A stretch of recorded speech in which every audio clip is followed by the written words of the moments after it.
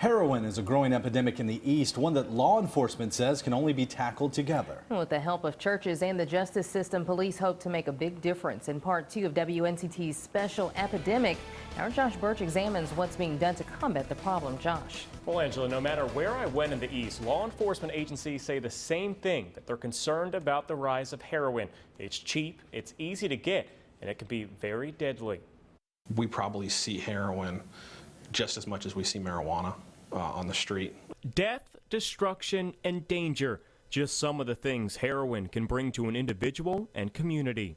It is an epidemic that is sweeping this nation, and it's sweeping this district, and it's sweeping Sneads Ferry. Heroin is blamed for at least one death in Sneads Ferry just in the last few weeks. District Attorney Ernie Lee says it's time to put an end to this ugly drug cycle. I am now prosecuting the grandchildren of some of the people I started prosecuting in '87 for drugs. A lot of times when people are given probation, they go back out on the street, they do what they do. Onslow County Sheriff Hans Miller wants to make a distinction between users and sellers. He wants to see a 3-strike rule put in place for sellers where plea deals aren't made and sentences are lengthened. For addicts, a different technique.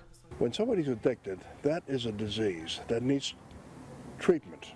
So let's not just put them away in jail. Addiction and substance use disorders, they are a public health problem, not a criminal justice problem. Dr. Vivek Anand with ECU Psychiatry says the correlation between painkillers and opiates prescribed by doctors and heroin on the streets is strong. They work on a similar receptor system in the brain.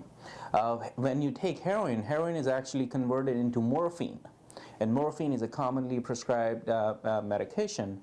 This correlation has caused the CDC to hand down new guidelines asking physicians who prescribe these types of drugs to find more effective ways to treat pain. Pastor Tommy Yopp with Salem Baptist Church in Sneads Ferry knows all too well how addictive opiates can be. I didn't want to die and leave my 2 girls without a father. Yopp has now been sober for 5 years, finding new life and coming out to his congregation. It was a breath of fresh air and light when I actually did open up and admit that I had an addiction. Since then, Yopp started a ministry at his church called H2O, offering addicts and their loved ones a place to come get treatment while learning about God. We give people hope, and we give them acceptance, and we give them love, and we walk with them. We don't judge them because many of us have been right there where they are. But the lack of places to turn for help in some areas in the East is troubling. In Jacksonville, the number of heroin incidents have dramatically increased from 56 in 2014 to already 33 in the first quarter of 2016. In Greenville, overdoses last year nearly doubled the number from the previous 2 years. Those leading the fight say there is a solution to the problem, but it will take everyone coming together to make it a reality. It took so much time to become what it is today, so it's going to take that much, maybe more time to go away. And the CDC says 4 out of 5 new heroin users started out on pills. For more on this story and to see an emotional part 1 of WNCT's heroin epidemic special, head over to WNCT.com. Josh Birch, 9 on your side.